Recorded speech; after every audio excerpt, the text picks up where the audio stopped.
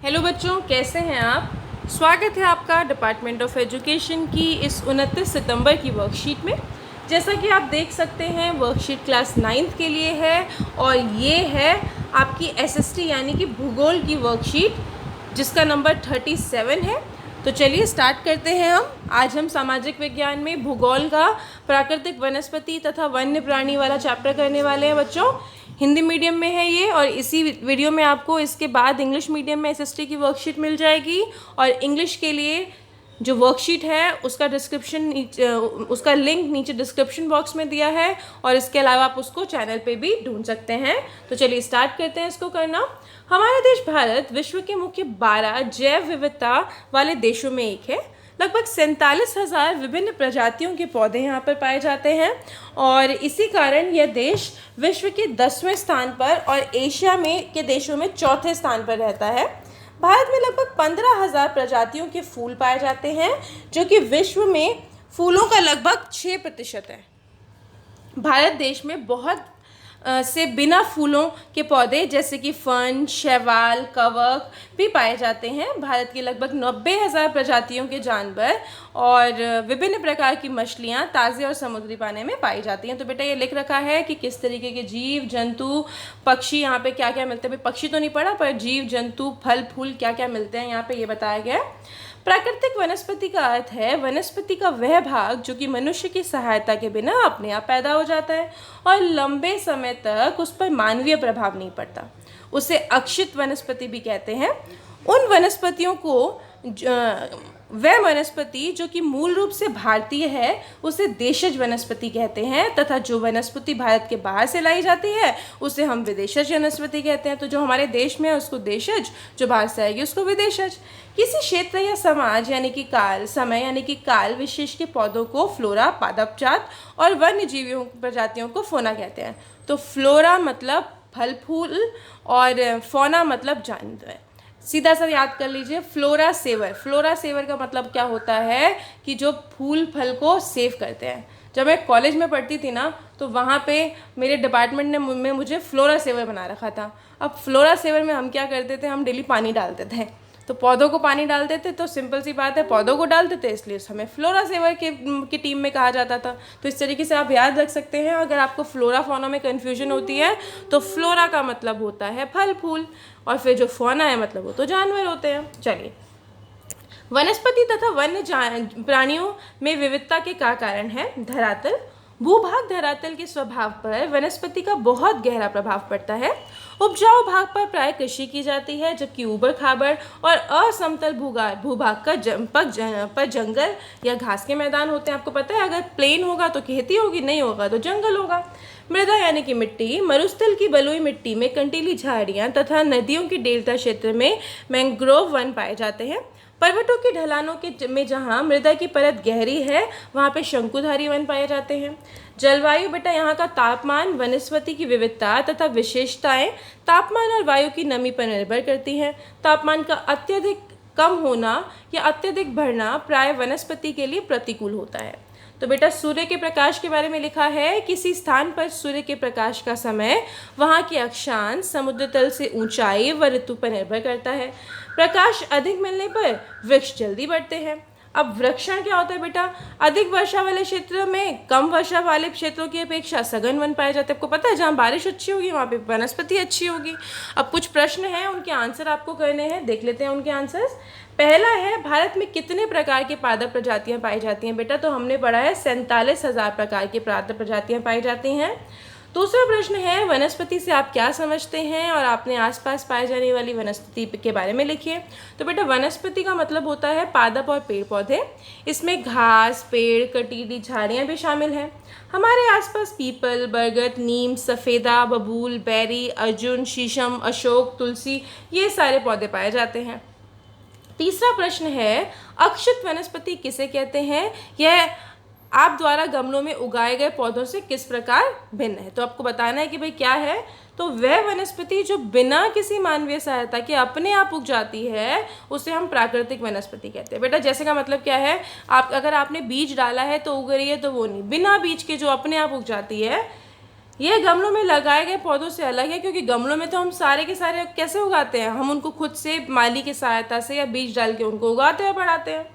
फिर है किन्हीं दो देशज व दो विदेशज वनस्पतियों के उदाहरण लिखने हैं। तो देशज बेटा नीम बरगद, और विदेशज है आपका चाय और रबड़। चाय रबड़ आपका विदेशज है। अभी देखेंगे लास्ट प्रश्न, जो आपका जो लास्ट प्रश्न है बच्चों, वो लास्ट प्रश्न है वनस्पति तथा वन्य प्राणियों में विविधता के क्या कारण। तो किस तरीके से जो वनस्पति है और जो वन्य प्राणी है वो अलग पाए जाते हैं। तो 5वें प्रश्न का आंसर, तो भूमि के आधार पर जैसी भूमि होगी उसी प्रकार की वनस्पति होगी। मृदा, मिट्टी की विविधता के कारण, अगर मिट्टी पानी जलोढ़ इलाके की होगी तो वहाँ अलग तरीके के होंगे। तापमान, जहाँ तापमान बहुत ज़्यादा होता है वहाँ उस तरीके के पेड़ पौधे उगते हैं, जहाँ तापमान कम होता है तो वहाँ पे उस तरीके के। सूर्य का प्रकाश, मान लीजिए कहीं पे बहुत ज़्यादा सूर्य का प्रकाश मिलता है और कहीं पे बिल्कुल नहीं मिलता, तो वनस्पति में भी तो फर्क पड़ता है, विविधता आ जाती है। और लास्ट है वर्षण, अधिक वर्षा तथा कम वर्षा वाले इलाकों में अलग अलग प्रकार की वनस्पति पाई जाती है।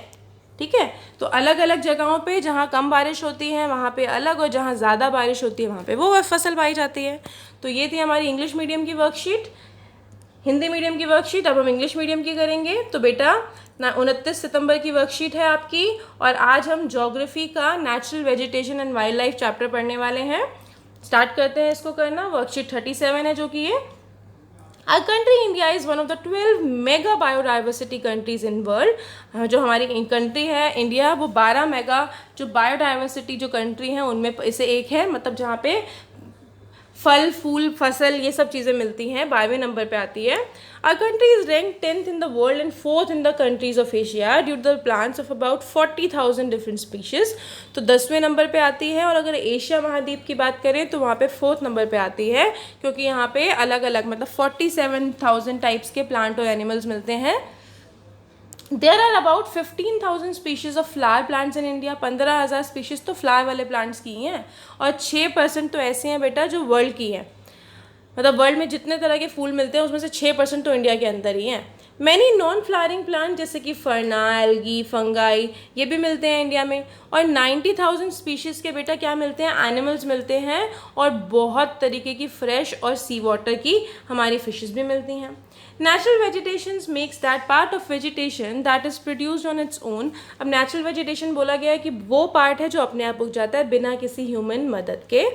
इसको हम वर्जिन वेजिटेशन भी कहते हैं। The vegetation which is basically Indian is called indigenous vegetation. और जो बाहर का है बेटा, जो बाहर से इंडिया के अंदर लेके जाए उसको कहते हैं फॉरेन वेजिटेशन। जैसे कि चाय है बाहर से आई हुई तो चाय फॉरेन वेजिटेशन। और अगर मैं बोलूँ कॉटन, तो कॉटन इंडियन है, तो इंडियन है तो हम उसको क्या बोलते हैं, इंडिजियस बोलते हैं। तो प्लांट्स ऑफ पर्टिकुलर रीजन और पीरियड आर कॉल्ड फ्लोरा। तो जो प्लांट्स होते हैं बेटा अलग अलग जगहों के, और फोना उनको बोलते हैं फ्लोरा, एंड जो एनिमल्स हैं उनको कहते हैं फोना। अभी लास्ट है the reasons for diversity in flora and fauna. क्यों फ्लोरा फोना में डाइवर्सिटीज़ यानी कि डिफरेंसेस आते हैं। तो सबसे पहला है land, relief and climate. Relief का मतलब क्या है, जिस पे वो रहते हैं। तो जो लैंड है बेटा, तो जो नेचर है लैंड का जिसके ऊपर वेजिटेशन हो रही है उसका बहुत प्रभाव पड़ता है, बहुत इफेक्ट पड़ता है। The fertile part is usually cultivated. जो अच्छा वाला पार्ट है, जो फर्टाइल है, उपजाऊ है, वहाँ पे खेती बाड़ी होती है। और जो दूसरा वाला है उस पर घास जंगल वगैरह होता है। मिट्टी की बात करते हैं तो जो डेजर्ट मरुस्थल की मिट्टी है बेटा वहाँ पे बुशेस वगैरह होती हैं। लेकिन जो हमारा प्रॉपर डेल्टा रीजन है जहाँ पे समुद्र का पानी आता है, वैसा वाला रीजन है, वो क्या है बेटा, वहाँ पे आपकी बढ़िया वाली जो फसल है वो उगती है। सो फिर coniferous forest are found in mountain slopes where the soil layer is deep. तो भाई जहाँ पे सॉइल लेयर डीप है तो वहाँ पे कॉनिफरस क्लास जो फॉरेस्ट है वो मिलते हैं। क्लाइमेट पे भी डिपेंड करता है। टेम्परेचर बेटा, टेम्परेचर अगर ज़्यादा होता है, ह्यूमिड होता है, तो अलग तरह की फसल उगती है। अगर नॉर्मल रहता है तो अलग तरह की फसल उगती है। अगर ज़्यादा सनलाइट मिलती है, अगर प्रॉपर ऊपर वाले ऑल्टीट्यूड लैटिट्यूड का कुछ है तो वहाँ पे अलग तरीके की चीज़ें उगती हैं। कुछ ट्रीज़ तो बहुत ज़्यादा फास्टर सनलाइट मिलेगी तो फास्टर ग्रो होते हैं। ठीक है। एंड प्रेसिपिटेशन क्या होता है, प्रेसिपिटेशन का मतलब क्या होता है, जो डेंस फॉरेस्ट है, जो घने जंगल है बेटा, वहाँ पे क्या होता है, जहाँ पे रेनफॉल ज़्यादा होता है वहाँ पे घने जंगल मिलते हैं, और जहाँ पे रेनफॉल नहीं होता वहाँ पे नहीं मिल पाते। अभी कुछ क्वेश्चंस हैं उनके आंसर्स देखेंगे बच्चों हम। व्हाट आर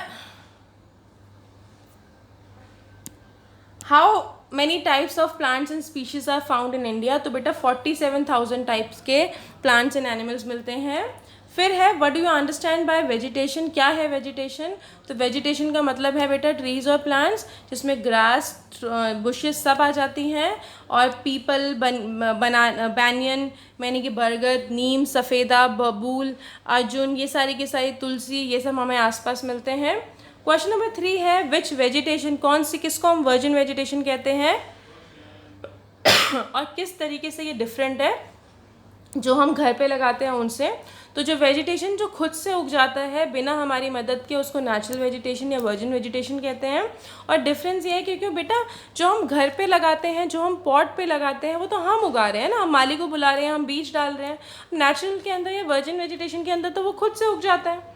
चौथा है give any 2 examples of indigenous and foreign vegetation, तो इंडिजियस यानी कि जो हमारे देश के अंदर होते हैं उनको नीम, बैनियन, और जो फॉरेन में होता है टी और रबर, बाहर से लेके आते हैं। लास्ट क्वेश्चन है बच्चों आपका, what are the reason of diversity in flora and fauna, क्या रीजंस है डाइवर्सिटी के। तो सबसे पहले land, soil and temperature. Land का मतलब क्या है, अलग अलग तरह के जगह के जो लैंड है वहाँ पे अलग अलग टाइप का वेजिटेशन होता है। अलग अलग तरह की जो सॉइल है, डेंसिटी ऑफ सॉइल पे भी वेजिटेशन का फ़र्क पड़ता है। टेम्परेचर, जहाँ टेम्परेचर ज़्यादा होता है वहाँ अलग टाइप की चीज़ें उगती हैं। उसके अलावा 2 और हैं, आप यहाँ से लिख लीजिए, सनलाइट एंड प्रेसिपिटेशन, ठीक है, और ये है आपका दूसरा प्रेसिपिटेशन। 5 पॉइंट है इसके, तो आप ये पाँचों के पाँचों पॉइंट इनको लिख लीजिए। और आज की एसएसटी की वर्कशीट हमारी यहीं पे ख़त्म होती है। कल मिलेंगे कल की वर्कशीट के साथ, तब तक के लिए स्टे हेल्दी, स्टे सेफ।